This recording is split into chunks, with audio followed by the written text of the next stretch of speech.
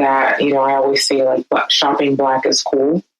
It's really dope because we're creators. Like Black people are the ones behind these products, but also we have the highest buying power across any demographic, and we need to use that responsibly.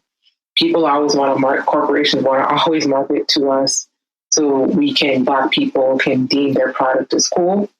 But like I say, now we need to use some of our social capital, if you will, to put it back into our Black businesses, because we can also make them cool. You're listening to the Black to Business podcast, an educational podcast providing Black entrepreneurs with the tools and resources to start and grow their businesses. We chat with vetted Black entrepreneurs, thought leaders, and business owners as they provide tips and resources to help take your business to the next level. I'm your host, Monique T. Marshall.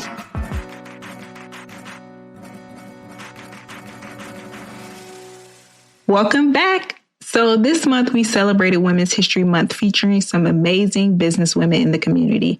And we wanted to end it with a bang. So this week we have a BOM guest who is actually the founder of BOM, acronym BOM, which stands for Black Owned Market. I'm chatting with founder Michelle Dalzon about how to make shopping Black a lifestyle. And the reason I invited Michelle is because her expertise is in making shopping Black easier, but also helping Black-owned businesses increase their exposure. So I know many of you are either listening because you own a Black-owned business and you're looking to grow, which is a part of increasing your exposure. And there are others of you who are listening because you just love supporting Black-owned businesses and are always trying to find out ways to continue your support. So today we talk about how to do a little bit of both. So without further ado, welcome Michelle.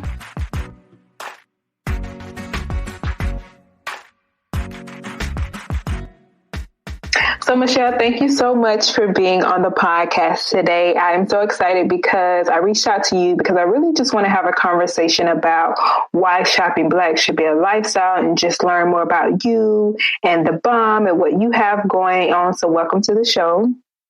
Thank you for having me, Monique. I'm excited to talk all things Black today. Yes, all things Black today. I love it. Mm-hmm. So let's start off just for the listeners who are yet not familiar with you, if you could just tell a little bit about yourself and what is it that you do in your business and how you got your start. Yes. So, hi, everyone. My name is Michelle Dalzon, and I am the founder of a company called the Black Owned Market, also known as the BOM. And we are a curated shopping destination that makes it easy for people to buy from Black-owned brands. So initially, I'm from Boston, Massachusetts, and my parents are small business owners. They still own a beauty supply store that is in operation today. I like to think that subconsciously that's where I got my start, from watching them run this business, and everything in my life was centered around that business because it was really the reason for like our livelihood. My parents are Haitian and I'm first generation. They came here in the United States in the 1970s. So entrepreneurship for them was a way to really sustain themselves. It was able to make them stable, allow them to, buy a home, allow them many different things, allowed us and my siblings and I to go to private education and even go to college. So I saw the direct benefits of what entrepreneurship can do for families and Black families. And after attending college at Umass Amherst, I went straight to New York City and I started my career in marketing and media and advertising, working for really huge media companies such as Turner Broadcasting, like their whole umbrella, TBS, TNT, True TV. Then I went over to Viacom and worked for MTV, MTV2, and Logo. And most recently in 2017, my last full-time job was as a digital marketing manager for a startup called Influencer. And it was more of a subscription startup. And I just feel like all of the jobs and all of my life experiences have led me to create the BOM. And living in New York City and being around so many wonderful Black entrepreneurs and just people in general, I wanted people to know of these Black brands that are around me in my community of Brooklyn. And at the time, and when I started in 2016, I wanted to focus on brands that really didn't have a storefront or a physical presence, but were selling online, but were local to New York City because they could just easily come to our little pop-up market. But yeah, that's that. I would say that's initially how the market got started. In addition to reading the alarming stat that now most of us know, but in case you don't, Black people have the highest buying power across any racial demographic. We have over 1.2, I think it might be $1.3 trillion in buying power, but only 2 cents of every dollar goes back into Black-owned businesses. And I wanted to really close that gap. Yes, that is such a beautiful story. And I really want to dive into a couple of things that you mentioned. So one of the things that you mentioned was that you knew and you received and you knew the impact of, the direct benefits of having a Black-owned business like your parents. So you were able to go to college and all of those things. And then also the fact that, you saw, and we all know the buying power of Black-owned business. I think those are two important points to make. So just stepping back a little bit about the direct benefits of Black-owned businesses. So theBOM really focuses on helping circulate the dollar. So what are some of the ways that you go about now, first choosing these businesses that you feature, and what are some of the impacts that you've seen that, that circulation has done for these businesses? Yeah, so I love this question. So I would say the direct benefit of how I choose the brands, first of all, I think initially it was just in my neighborhood, people that I've interacted with.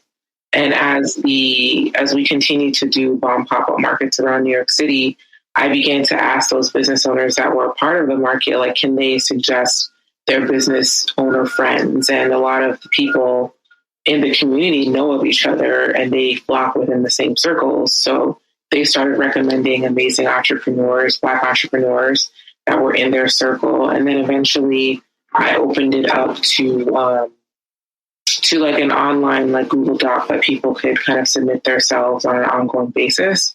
And myself and an intern will go through that periodically if we have any activations that are coming up and choose from there. But when I think about, what theBOM has done for the businesses that have been a part of it, sometimes I don't even recognize it until I speak to one of them. And it's just a lot of the times, in 2016, people weren't talking about exclusively shopping for Black-owned brands. So the brands that I featured, a lot of people hadn't heard from them before. So they were coming into theBOM looking to discover Black-owned brands that they can now continue to support. And now to present day, to talk to some of those brands, a lot of them were BOM gave me my first start. That was my first ever marketplace. Whenever I come to theBOM, I know that I'm going to exceed my sales goals. And theBOM is where I make my highest revenue in comparison to any other market that I participate in. theBOM consistently gives our business owners consistent new clientele. So people that discover businesses at theBOM continue to shop with them outside of theBOM. So I think it's we are the building blocks and the launching pad for Black businesses to scale and grow. And although people don't give me credit for this and I don't need it, but I know a lot of corporations or people that you see out there that are now supporting Black brands have found a lot of the people for their platforms from theBOM. Wow. Yeah. And it's crazy because, we do this work and, of course, I I'm pretty sure people out there listening, they're a Black business owner who is saying, I want to get my name out there. I want to get more exposure. But also the fact that, one, you were able to be put through college. And then two, you saw like these business owners express to you how it has propelled their businesses. So one of the things I think I hear a lot, and you can tell me your thoughts on this, is it doesn't seem that people prioritize shopping Black, but I also don't understand why we feel that we have any other choice. Mm-hmm. Yeah. I think I go back to like putting myself, although I have this great mission, I put myself in the consumer shoes. And the reason why I started theBOM was because I wasn't finding Black-owned brands to shop from. And it's not that I wasn't finding them. They weren't as easily accessible right. as, let's say, other brands. And that's for a large majority of reasons. It's because, you don't find Black businesses on the shelves of like big box retailers that we typically go to. Like in Target and Walmart, I think they're doing a better job now of expanding their offering. But you have that one section and it's usually in the hair care section that is called the ethnic aisle that's dedicated to Black brands, but we have so many other things to offer. And when you're not seeing Black-owned brands or Black-owned businesses in your day-to-day lifestyle, of course, you're not going to shop there. You can't shop there or shop from them. And I feel like the more these corporations and big box retailers begin to expand and reach out to Black brands, the more we'll be able to shop with them. And I think there's also a myth that like going to a Black-owned business, you'll get less quality service. And I think although in some cases, I think that is the truth. I don't think that is the truth in all cases. And also, like when we get bad service from like any other race or company, we'll oftentimes go back to that company and still support them because we want their product. But with Black-owned brands, I think it's just harder for us to get off the ground. There's always a scaling issue. There's always a funding issue. Oftentimes there's an employment issue as well. So they might be short-staffed. So there's several different obstacles that might lead to you getting bad customer service. I'm not saying that you should, right. You should take it and like keep going back to the people that are giving you bad customer service. But I try to keep that in mind and provide grace where I can, and for our own, like we just have to do that, and maybe we can provide feedback on how they can do a better job. I so agree. I was just talking on a podcast with a good friend of mine, Samantha McCoy, and just about my experience with Black-owned businesses. And it's so interesting you said that because she asked me what are some of the areas that I see a lot of businesses, service-based businesses lack in. And I said, from a standpoint of can you handle capacity? And I feel that a lot of times that is where the quality suffers. And I said, we work with business owners and we work with one another. And I said the same thing. It's like, I have a little bit more grace, but what I will do is I am very big on giving feedback and saying, this wasn't a great experience for me. And this is why, because like you, I do understand being in this space that there are so many things that go into, providing a product and the staffing issues and things that you said. And also the quantities, having access to capital and things like that. So, yeah. Mm-hmm. So, yeah, and I want to kind of stay there for just a little bit because so one of the things that you mentioned is that there may be some staffing issues or some of the things like that. So is there any experiences that you've had within your business where you felt that you wanted to expand, but you just didn't have access to the resources to do, or an experience with a customer or client that you felt could be better, but it was just lack of something? Yeah, I think right now, like, one second. Right now, we're kind of in a holding pattern because of lack of funding. And prior to 2020, I had these big goals of opening up our own stores and finally raising capital, like traditional capital. Everything up until this point has been bootstrapped. So I think I got into a place like once COVID hit, I'm like, okay, I'm going to just keep putting this on pause. But then when summer of 2020 happened and, George Floyd was murdered and there was a whole racial uprising, people started to put this urgency on buying and shopping Black. And I'm like, okay, this is the time. And people now are understanding what I've been saying for the past several years. So I began kind of putting those wheels in motion again, and to the point now where I've like updated my pitch deck. I'm going after traditional fundraising again. And I've also had some interesting conversations around physical spaces.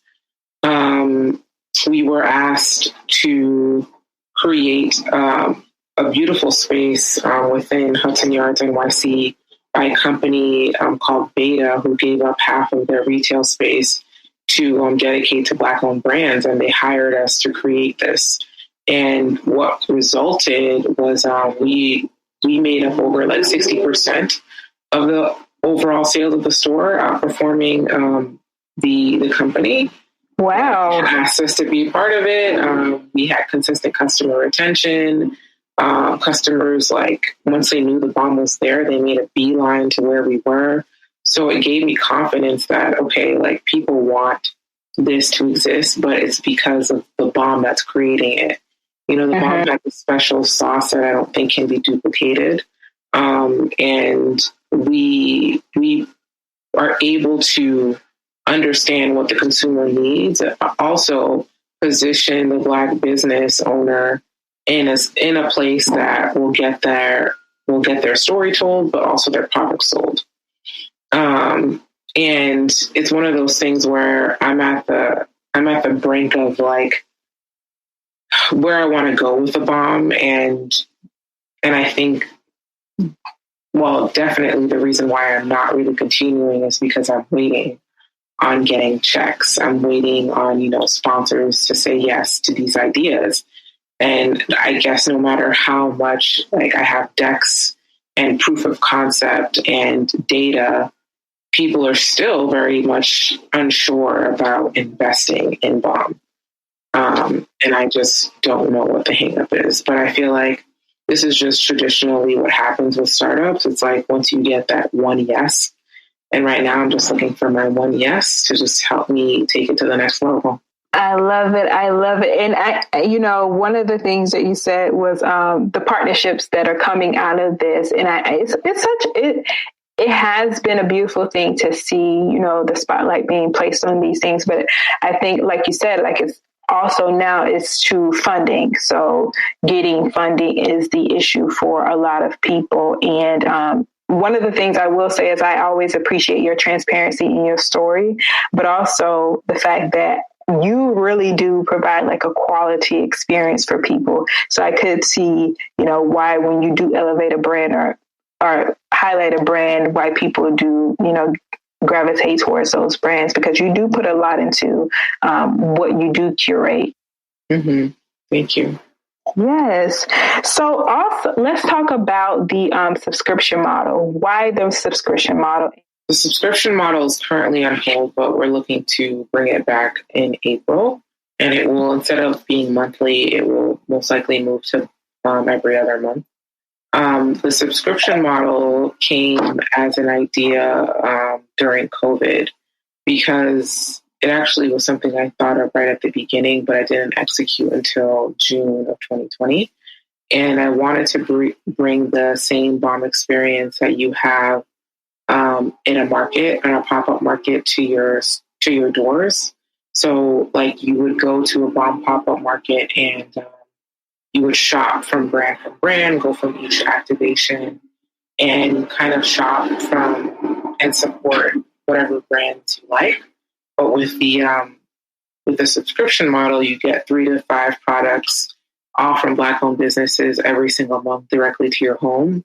And at one point, we were doing founder talkbacks where we would have a space for the people that subscribe to the box to actually talk directly to the founders once a month. So it was really cool and engaging way for people to really interact with Black-owned businesses and also just learn from the founders directly of like how to use the product in that box.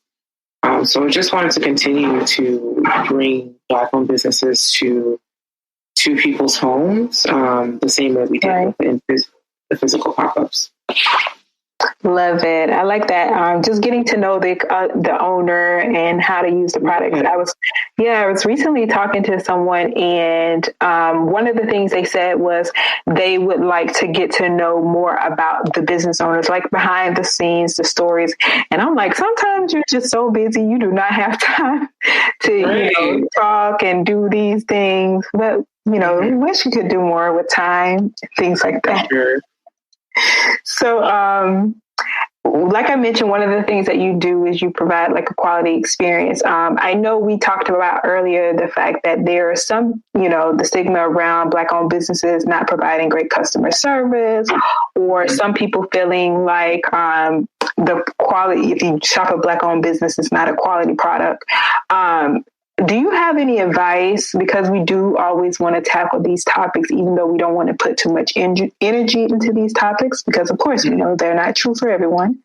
What are some of the ways that, people can look to create experiences for their customers? And what are some of the unique ways that you've seen? Yeah, I think the best way, and also like nothing I'm saying is new, is really just surveying your customer and taking the time to sit with your data. If you're an online business, I think naturally there's like metrics that you can look at to see what your customer is gravitating towards. So what they're searching for, what your top product is, and creating maybe content around that, just to stay relevant and really just amplify the work that you're already doing.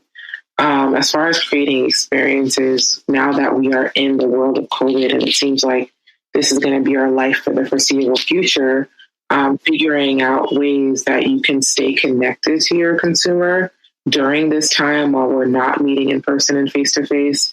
Like, how could you, if you're a product-based business, how are you looking to get your product in more stores? Because you're not doing pop-ups right now. And how are you collaborating maybe with other brands that are maybe other Black-owned brands that are similar? I've seen that happening a lot too, like doing giveaways or creating talkbacks with like your community of founders, and figuring out ways of like how you can collaborate, maybe teaming up on products and things of that nature. But I think in this time of COVID, it's about like supporting each other. So really supporting, being supported within your community and just asking your customers straight up like what they need and what they're looking for and providing a solution for that.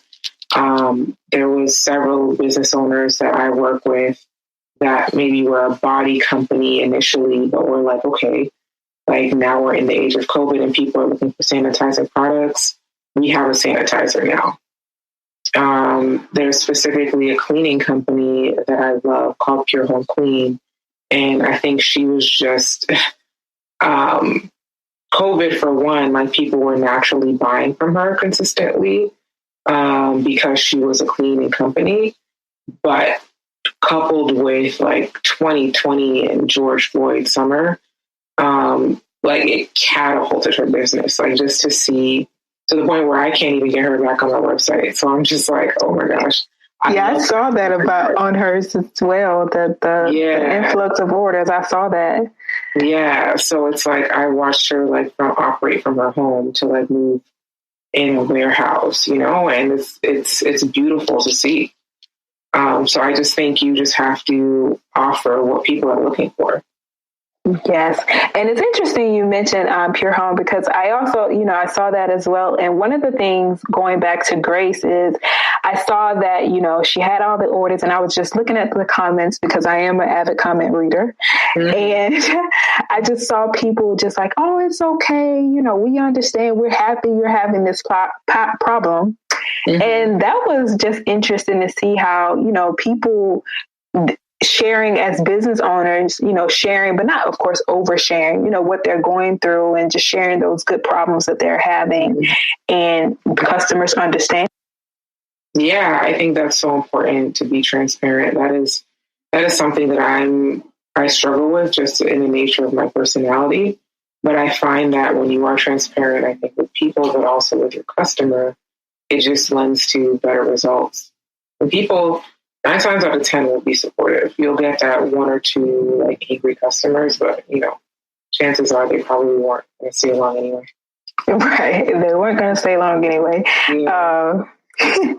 That is, I was speaking with someone about that, and they were saying like, Black-owned businesses they have these expensive prices, and why is that so? And I said, you have to honestly think about. We have to change our language when it comes to speaking about Black-owned businesses, because one of the things I see is people will say, oh, Black-owned businesses generalize. But when you say like a Louis Vuitton, a Target versus Walmart, they say Target is too high. Well, why can you make Target an individual business, but you can't make a Black-owned business an individual business?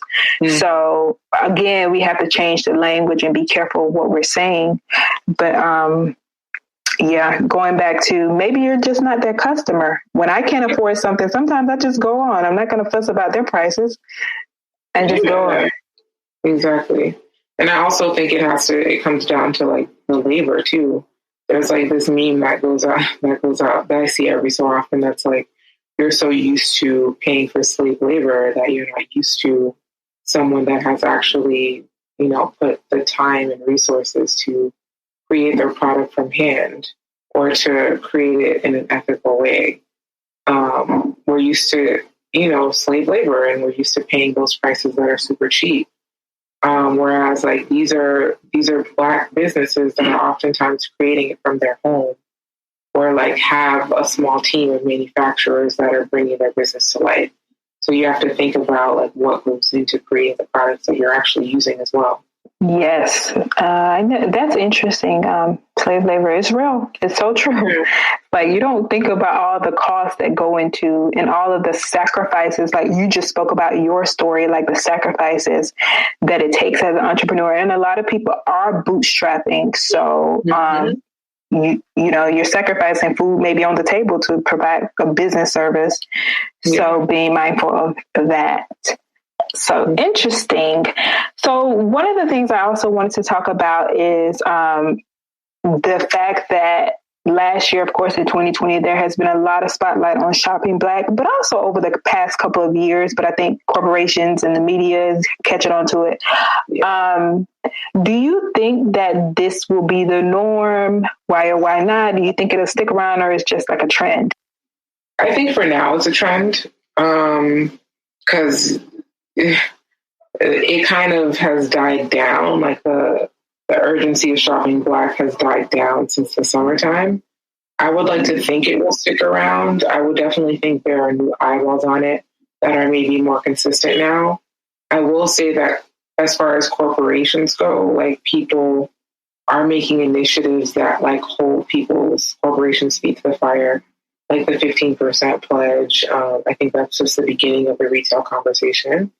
I think there's also other, like I was talking to someone at JP Morgan Chase yesterday, and they've been doing something called Advancing Black Pathways to help Black entrepreneurs. And then we had something that Goldman Sachs has just launched a fund to support Black women in general, but like Black women in the workplace, but also Black women entrepreneurs.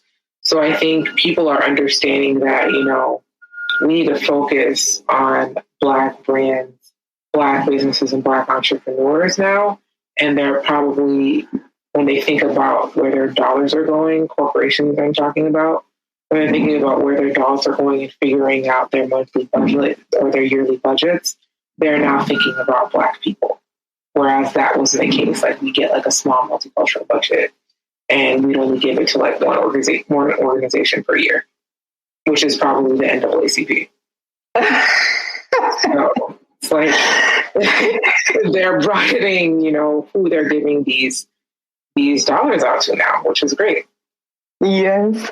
Even I've been applying for some funding, and one of the things I'm actually so happy to see is the wording saying specifically for Black women, for Black people. Yes.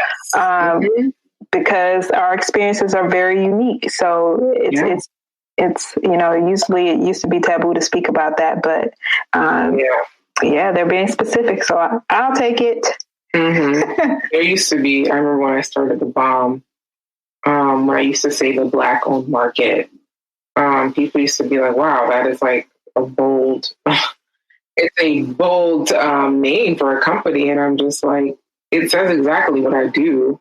So I found that in the beginning of my career with theBOM, I would constantly say theBOM just to not turn people away, and people would be like, oh, bomb, it's like a cool slang term, but like when you actually look into what it actually means, it is the Black-owned market. So I kind of I say both now, but like usually when I introduce it now, I am more comfortable. I always have been, but I make it a point to really say it stands for the Black-owned market versus just theBOM.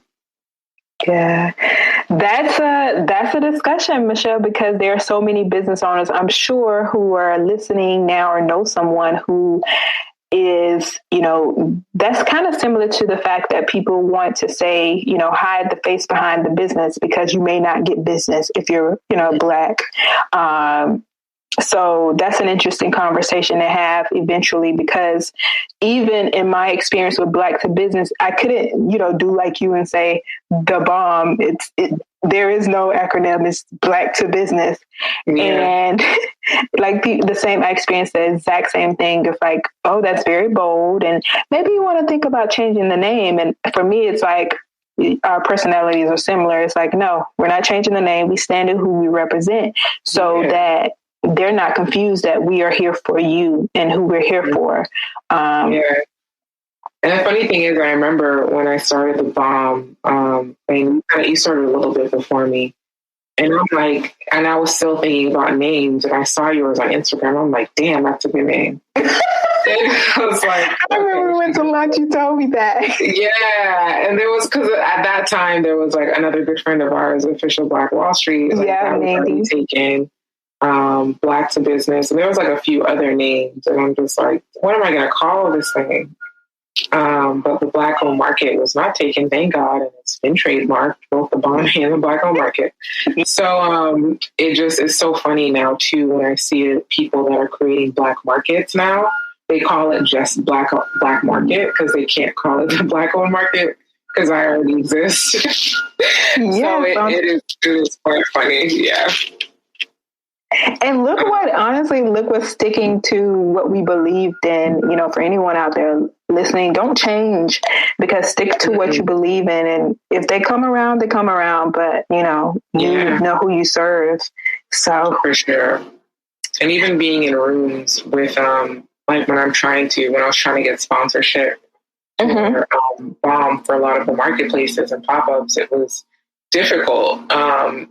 And I would go into these offices and pitch these companies, and they'd be like, oh, we have a multicultural budget, and, we want to be wary of seeming like we're creating a Black agenda. What? Like, yeah. And it's from popular corporations that you and I both know. So it's funny now to see these same corporations to be putting up like Black squares and, creating initiatives when I was just in your office 6 months prior to summer 2020. And you told me that, we want to be careful of Black agenda. Wow. That's coming from Black executives in the company. Are you serious? Yeah. Guys, if you're listening, don't let that be you. Do not let that be you. We do not promote that. We speak up when we're in the rooms and, because you never know. And the worst thing is to run into those people a couple of years down the road and be like, remember when you told me no? Now I'm at millions. Exactly. And that's what it's about to be for a lot of them. So yeah. Oh, yeah. It's crazy, but we are, that's why what you're doing is so important, because you are helping to sustain and elevate these businesses so that we can have these rooms to where more Black businesses are able to give funding to organizations like you and I or other organizations out there. So, thank you for what you're doing, Michelle. I appreciate that. Of course. So I want to, one of the other things I want to talk about is what are some of the ways that, people can be intentional about supporting Black owned businesses? It's ways to be intentional. So I'll preface this by saying that I understand that it's definitely a lot easier than when I was starting out in 2016 to shop from Black owned brands. There's several platforms. There's my platform. There's Black and Green. There's We Buy Black. There's so many different platforms, and Official Black Wall Street if you're looking for physical brick and mortars to shop from. So those platforms are amazing to start with and really Google and figure out, what products I can start swapping out that I use every day. That's what I always tell people, what things that you use every day can be swapped out for Black owned brands. And we're always talking about making the switch. So for me, I started off with skincare products. Okay, what skincare products that weren't Black owned can I switch to Black owned products? I was cleaning my home with Tide and I don't know, Gain, but now I have Pure Home. So it's really cool to just go around my house and what was once filled with products from founders that I didn't even know. I have met these founders and I actually know these founders, and I can vouch for the products, not only the products, but also that they're good people. So I am more empowered by knowing who I'm shopping from. I would also say that not everything that I own is 100% Black owned. There are still very much, different products that I still enjoy that aren't Black owned. So I'm not saying this to say that everything has to be 100% Black owned, but I think being intentional about shopping Black is the goal, and telling people putting more money into the pockets of Black business owners leads to a stronger ecosystem and a stronger community for Black people in general.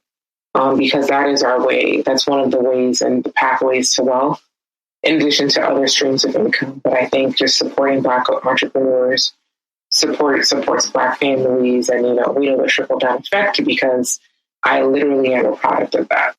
Yes. And that's why I was I have to have Michelle, because I know her story, and, I just know your journey and the sacrifices, but also the results that you are, putting out there. And it's so great that you mentioned that, you're just being transparent. We're not saying that everything has to be Black owned, because we're only a percentage of the United States. So that would be of America. So it's we're just saying be intentional, and you're when you're speaking about Black owned businesses, but also, like you mentioned, for you, it's the cleaning products. For me, anyone who knows me, I love to eat. So I'm probably going to choose a Black owned restaurant, or being in this space with Black to Business. I get to work with so many Black freelancers and entrepreneurs who are doing service-based things. So I know that's where a lot of my working with Black owned businesses goes. And, I don't shop a lot. So more so not clothes and things like that, but where you can. Yeah, that is actually a good point. Because I think people oftentimes approach me oh, can you promote my service-based business? And I know that I can send them over to you. Yes.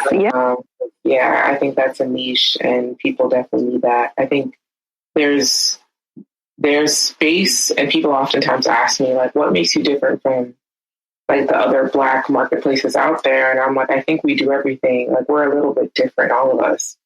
I think Black and Green, they excel at providing, we have some of the same products, but their platform is solely for ethical, green based, clean products.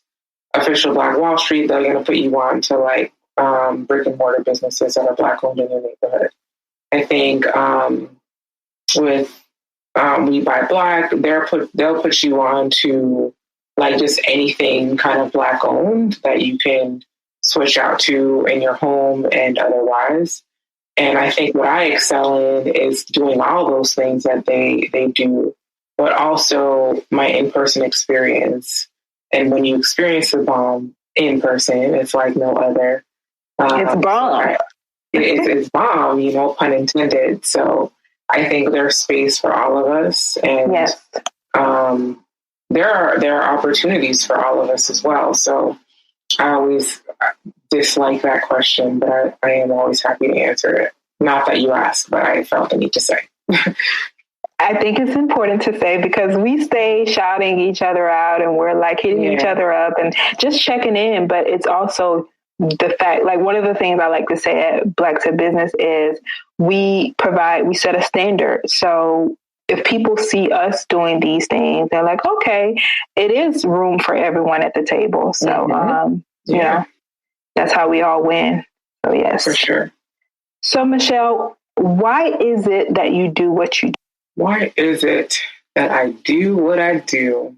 So if I'm going back to 2016, actually 2014, Michelle, I think initially I wanted freedom from my corporate life. And I wanted not just any kind of freedom. I wanted to work in a profession that allowed me to serve my community.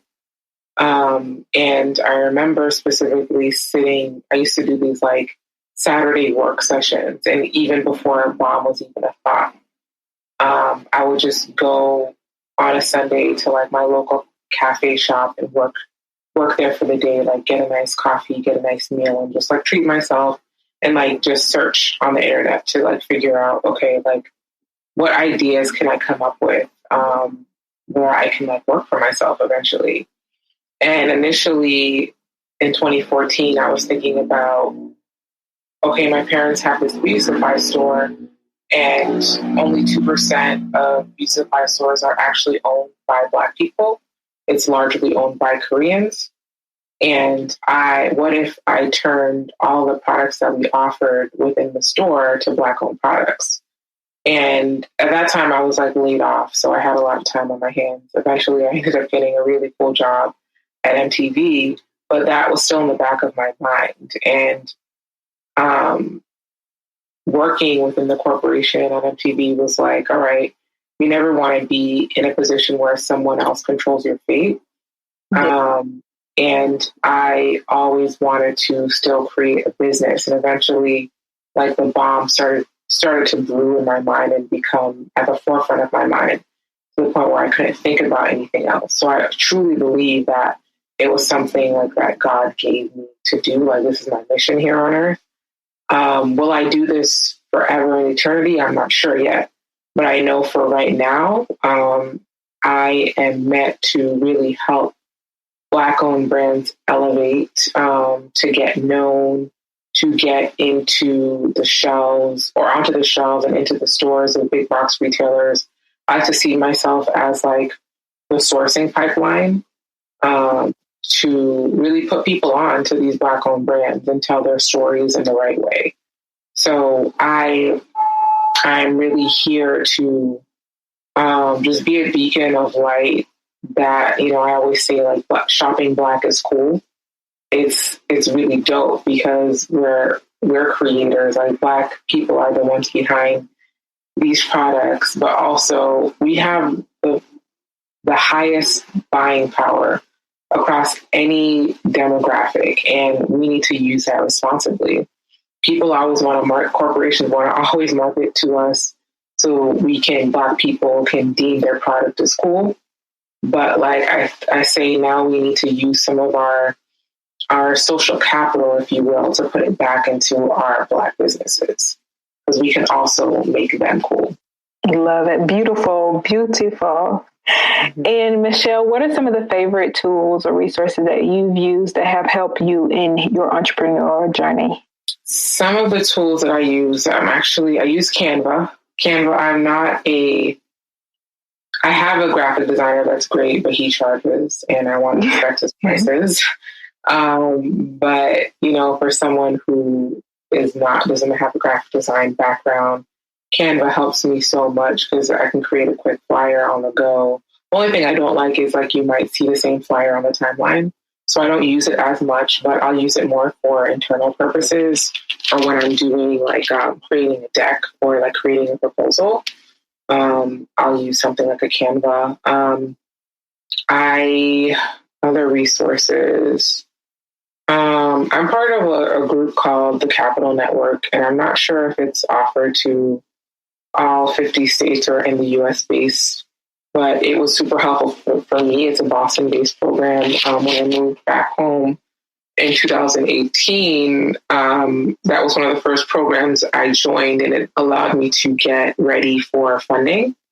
It like taught me like through different workshops how to get ready for fundraising. And although in 2018 I wasn't ready to raise money, I am now.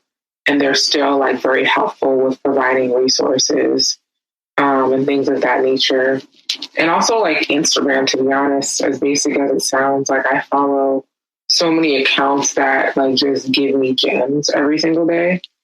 And right now I'm focused on like diversifying my income. So I've been studying the stock market for the past 6 months and trying to figure out, how I'm probably going to make my first trade this week, which I'm really excited about. Yeah.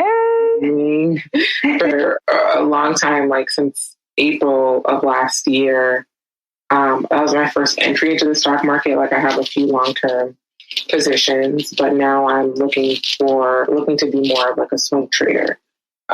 So I'm excited about that. And I think as entrepreneurs, we really need to do a good job at diversifying our income because in the beginning years of our business, like it's most likely that we're not going to be making revenue.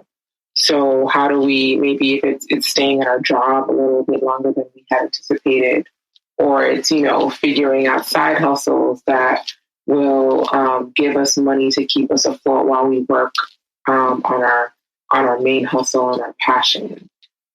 So like I'm fortunate enough to have, a business now that is, making revenue with low overhead, but I am at a smaller capacity than I would like to be. So as I begin to scale, that's going to require more money and funding. And to that point, it's like new levels, they say more money, more problems. So it's just like, figuring out, when is the right time to scale so that I can expand properly and continue to make the revenue to like support myself. So I don't know, those are a few different things that I've been doing right now. Love it. I like that you said thinking about scaling, just thinking about, like one of the things like we talk about is capacity. So that's important that you mentioned that. Are you ready to scale? And, for people who are out there listening, what comes with that? Like you said, more money, more problems, or bigger projects, more staff is needed. Exactly. So with scaling, you got to hire people. And with hiring people, you got to make sure you're on point to even delegate tasks. And with task delegation, like you're no longer the one you're doing the day to day, but you're not doing like, like for instance, like if I'm hiring an intern or if I'm hiring somebody that's more entry level to my position, I'm not most likely going to be talking to the vendors every single day. Or like, I'm not going to be I'll be the one making the overall decisions. But as far as communications that I'm used to having, are no longer having. So you have to make sure that you're training those employees properly to maintain the integrity of your business. Agreed. So Michelle, before we wrap it up, I wanted to see if there are any recommended reads that have been beneficial for you in your journey. The Blue Ocean Strategy, it's one that actually I go back to every now and then, and it's a book that really speaks about creating blue oceans in a red ocean world. So red oceans, if you can think about it, it's like oversaturated markets, and blue ocean is like you're the one of only. You created basically a new concept within an overly saturated market. So how do you remain relevant? And like how like people often say like, oh, it's already created, like somebody already has that business, like so many people are already doing that. But in actuality, it's like you can create a different way of doing that thing that is unique. that is maybe something that the people in the oversaturated market haven't thought of yet. So there's room to grow. There's a reason why Microsoft, Apple, and HP all exist. So that is one book. I also think Scaling Up, it's one that's actually next on my list, and it's talking about when you have raised money or you're looking to scale your company, these are the tried and true methods that you should be thinking about as an entrepreneur. I'm also in the process of reading Rich Dad Poor Dad. I think it's everyone should read that if you're just thinking about your money and like how to invest properly. And it's also a way, I think they do a great job at like teaching you through a kid's point of view. Because it's oftentimes said, if you can't explain what you do to a third grader, then you don't know what you're doing. Yeah. So, it's like, I appreciate that. And also it's like for us that are looking to be parents, in the future, it's like, how are we going to transfer this knowledge to our children to make sure that they uphold legacy? Yes, I have the Blue Ocean Strategy. I started reading it, but I keep putting it down, and you just make me want to pick it up because I'm like, I can't get into this, but I need to because I've heard so many people mention this book. So I have it. I need to read it. Yeah, to your point, I haven't finished it, but I've gotten pretty far in it. But I think every time I pick it up, like I'm at a new section in life. Because I feel like that's how books are. At least that's how I've been reading now. Like if I'm called to read a book, I think it's for a reason. I'll pick it up and get what I need from it. And then I'll just like not finish it, which is probably not the best way. But I'll like take what I need and like leave the rest. And then pick up the next book. So I have like a bunch of like open tabs. That's like what my life is. It's like a bunch of open tabs and unread books. Yeah, and it's true. It's like sometimes you go back and you start over and you're like, I missed that point that time. So, yeah. I have to look into Scaling Up. I haven't read that one. I read Rich Dad Poor Dad, which is a classic. So I am definitely putting that on my reading list. So thank you for those recommendations. Also, one more, Ask and It Is Given by Esther Hicks. What's it called? Abraham, Ask and It Is Given. That's good. So it's a book about just law of attraction. Abraham Hicks, she or he, I don't know, because she like turns into this new person. Yeah, so it's about the universal law of attraction, and I think it's worthy for a lot of entrepreneurs to read, but just people. And it speaks to like just trusting in the process that what you seek in the world is also seeking you, and ways to basically receive and just like leave it up to the universe and God to like actually believe that you'll get what you're asking for. That's interesting. So adding that to the list, Ask and It Is Given. Yeah. Well, thank you, Michelle. So, of course, people have been listening. I'm sure they gain nuggets like I have. So, what are some ways that people can connect with you or support what you're doing? Yeah, the best ways to connect is to follow us on Instagram. I have my personal platform, which is Michelle Dalzon, my first and last name, all one word, and the BOM's platform, which is ourbom.com, ourbomdotcom. And also you can shop with us online. Our subscription box is coming back next month, and it's ourbom.com. Love it. Well, Michelle, thank you so much for being on this show, and wish you the best of luck in everything. Yes, thank you so much, Monique. Really appreciate being here. Of course. Isn't Michelle just amazing? And I love her story. I don't know about you, but it was really inspiring for me to hear how Michelle's parents owning a business not only inspired her journey, but also how their businesses provided for her family, from buying a home to sending their children to private school and then to college. Now that's Black excellence. So if you take anything from this conversation, take a few things. If you're a business owner, keep going because your business matters. If you're supporting a Black-owned business, keep supporting because your support matters. And you are a force in pushing our communities forward. So thank you. And if you haven't already, be sure to leave us a review here on Apple Podcasts and let us know how we're doing. And also send this episode or a past episode to a friend or family member who you think will find value in our discussions. And as always, we appreciate you for listening. And until next time.